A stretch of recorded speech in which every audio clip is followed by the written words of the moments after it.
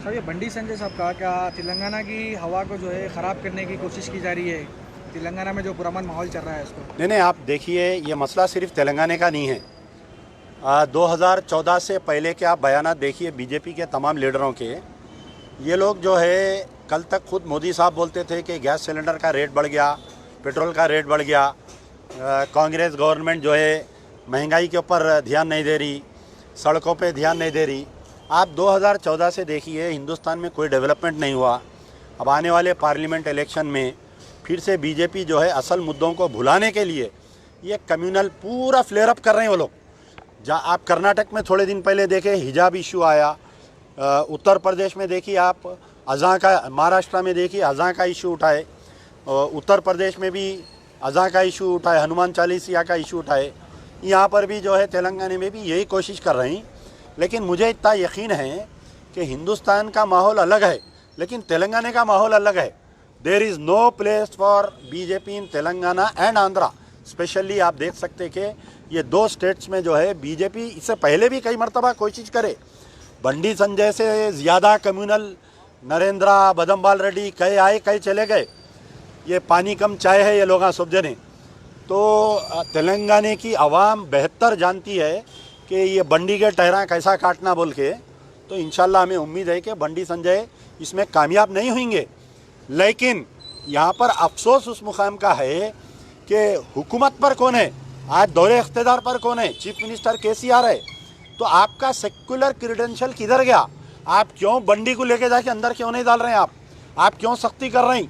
वो जलसे का परमिशन क्यों दिया गया? जलसे का परमिशन देते वक्त आप उसको नोटिस क्यों नहीं इशू करे, उसमें शराइत क्यों नहीं लगाए?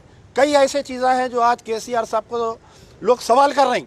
और कल से TV9 मुसलसल बंडी संजय का बयान मुसलसल फैला रहा है और गुम्बद खिदरा की फ़ोटो है। आप बताइए, बंडी संजय के बयान से गुम्बद खिदरा से क्या लेना देना? आप बताइए, वो फ़ोटो क्यों डाल रहे हैं उन्होंने? क्यों मुसलमानों के सेंटिमेंट्स को हर्ट कर रही TV9 वाले?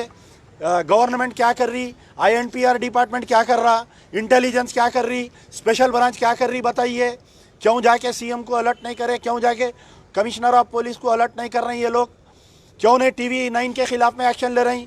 कल फ्राइडे है, अगर कोई लोग जाके वहाँ पर धरना दिए तो अच्छा दिखता क्या? बोलो, TV9 के ऑफिस के सामने गुम्बद खिदरा हमारे लिए जो है सरकार दो आलम सल्लल्लाहु अलैहि वसल्लम की गुम्बद है। वहाँ पर वो एक मुक़द्दस मुकाम है मुसलमानों के लिए, और मुसलमान अपनी जान माल हर चीज़ कुर्बान कर देते हैं सरकार दो आलम सल्लल्लाहु अलैहि वसल्लम के ऊपर। एक 2 कौड़ी के बंडी संजय के बयान पे गुम्बद खिदरा की फ़ोटो TV9 बता रही और एडमिनिस्ट्रेशन खामोश है। किसका शेयर है उसके अंदर? माई होम्स वाले का। किसका शेयर है उसके अंदर?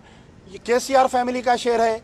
तो आया आप इख्तिदार पे रहते हुए बंडी संजय को इश्तियाल अंगेज तकारीर कर रहे हैं, मुसलमानों की बेइज्जती करा रही, कम्युनल फ्लेयर अप कर रही। दूसरी तरफ यही केसीआर गवर्नमेंट अकबरुद्दीन ओवैसी के फैसले के खिलाफ में हाई कोर्ट नहीं जा रही, फिर यही केसीआर की गवर्नमेंट TV9 के खिलाफ में खामोश बैठी हुई है। तो अब क्या समझना, बताइए आप। सर आज प्राइम मिनिस्टर नरेंद्र मोदी का एक बयान आया कि तेलंगाना में जो है अब फैमिलियों की जो खानदानी जो सिलसिला था वो सरकार ख़त्म होंगी और बीजेपी इख्तिदार पे आएंगी। तो क्या इसकी वजह आने वाले इलेक्शन की वजह इस तरीके के बयान जो है बीजेपी दे रही है? नहीं, आप देखिए कि बीजेपी में खुद ऐसे केसेस है जो एक फैमिली में 2-2 3-3 आदमियों को टिकट दिए हुए हैं। खुद बीजेपी में कई है मिसाल आप देख सकते कि राजनाथ सिंह डिफेंस मिनिस्टर है, उनके बेटे MLA कैबिनेट में है उत्तर प्रदेश में। तो आप निकाल के देख सकते, कल तक जो है बीजेपी वाले कई चीज़ें बोलते थे, करप्शन के खिलाफ में बयान देते थे, आज उन्होंने खुद करप्शन कर रही। फैमिली रूल अगेंस्ट बोलते थे, कांग्रेस के फैमिली के खिलाफ में हमें, आज उनके खुद कई मेंबर ऑफ पार्लियामेंट, कई चीफ मिनिस्टर्स के बेटों को MLA MP का टिकट दे रही। तो ये जो है खाली ये लोग क्या समझ रहे हैं कि तेलंगाना में ऐसा सेंटीमेंट, यानी हर वो नाजुक मसले पे हर वो उस पर हम बयान देना और पब्लिक के एक एक सेक्शन को हम कैप्चर करने की वो लोग कोशिश कर रहे हैं। सर MBT की तरफ से जो है हमें देखा जा रहा है कि हर मुद्दों पे आवाज़ उठाई जाती है जो खासतौर पे कम्युनल इश्यूज होते हैं। तो महंगाई के ऊपर, पेट्रोल के ऊपर, जो टमाटर 80 रुपये किलो है, जो गरीब लोग जी नहीं सक रहे, उसके ऊपर क्यों आप लोगों की तरफ से कोई एहतजाज या सवाल नहीं उठा रहा गवर्नमेंट? नहीं, आप देखिए कि आप मजलिस बचाओ तहरीक को आप देखिए कि हम मुसलसल, ऐसा है हमारी जितनी ताकत है, हमारा पहले तो हमारे कने ना कोई MLA है ना MP है, उसके बावजूद इतना कर रही। अब आज बताइए पूरे तेलंगाना में किसकी हिम्मत हुई, कोई आके बंडी संजय के खिलाफ में स्टेटमेंट दिया क्या, कोई आके कंप्लेन दिया क्या। पिछले राजा सिंह के ऊपर आप देखिए, तो आप जो बोल रहे हैं कि भाई ठीक है ये महंगाई के ऊपर भी बोलना चाहिए, यकीनन हम बराबर लड़ रहे हैं, हमारी जितनी ताकत है हम कोशिश करेंगे, आइंदा भी कोशिश करते रहेंगे, आप लोगों का साथ रहना चाहिए। आप इससे पहले भी राजा सिंह के खिलाफ ऐसी हेड स्पीच के बारे में कंप्लेन दिए थे, उसके ऊपर कुछ कार्रवाई हुई अभी तक? साहब ये देखिए, टोटल मैं जो हूँ राजा सिंह एमएलए बीजेपी गोशा महल के खिलाफ में 18 केसेस में कंप्लेनेंट हूँ मैं। तो पुलिस वाले क्या कर रहे हैं, सुनिए आप, टोटल 18 केसेस में मैं अकेला कंप्लेनेंट हूँ, उसके ऊपर टोटल 53 केसेस है कम्युनल केसेस। तो कम्युनल केस में ये होता 153A जो कम्युनल केस होता उसमें principal secretary home government of Telangana उन्हें परमिशन देना पड़ता एक पब्लिक रिप्रेजेंटेटिव को उनको जो है फर्दे जुर्म करने के लिए, प्रोसिक्यूट करने के लिए। आज मैं आपको इस बात बोलने पे यानी मौकूफ में हूँ कि कई ऐसे केसेस है जो Cyberabad commissioner, Rachakonda commissioner, Hyderabad police commissioner principal secretary home को जो है परमिशन के लिए लिखे हुए हैं कि to prosecute Raja Singh.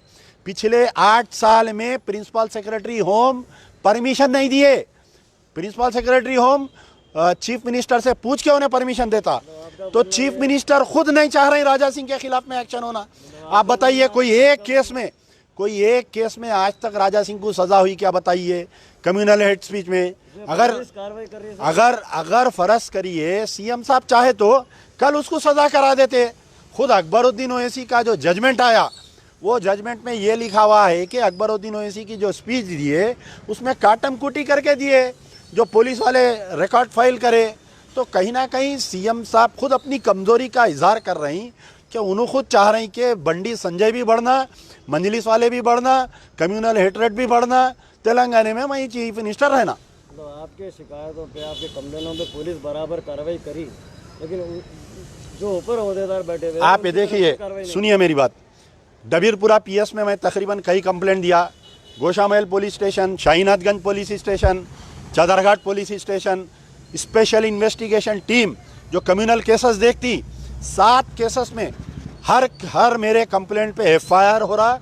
FIR होने के बाद में वो फाइल कमिश्नर ऑफ पुलिस करने जाती, कमिश्नर ऑफ पुलिस से डायरेक्टर जनरल ऑफ पुलिस करने जाता, वो डायरेक्टर जनरल ऑफ पुलिस से जो है प्रिंसिपल सेक्रेटरी होम करने जाता है, क्योंकि 153A जो सेक्शन में प्रोसिक्यूशन का ऑर्डर देने की जो जिम्मेदारी है वो प्रिंसिपल सेक्रेटरी होम को रहती। अब प्रिंसिपल सेक्रेटरी होम अगर इस बात की इजाज़त नहीं दे रहा, साबिक़ा में जब नैना नरसिम्हा रेड्डी होम मिनिस्टर थे कई मरतबा उनको मिल के बोला साहब आपका प्रिंसिपल सेक्रेटरी इजाज़त नहीं दे रहा। कई मरतबा KTR साहब को ट्वीट करा कि सो एंड सो केसेस में 8 साल से पेंडिंग है राजा सिंह के खिलाफ में एक्शन लेने पे। तो अब चीफ मिनिस्टर साहब नहीं चाह रही, हरीश राव साहब नहीं चाह रही, KTR साहब नहीं चाह रही, तो प्रिंसिपल सेक्रेटरी होम जो है एक IPS ऑफिसर रहता, उन्हें हुकूमत के मातहत रहता, उन्हें परमिशन नहीं दे रहा। अवाम समझना चाहिए इस चीज़ को कि राजा सिंह को कहीं ना कहीं हुकूमत का शरण है, हुकूमत की तरफ से उसको बचाया जा रहा है। ठीक।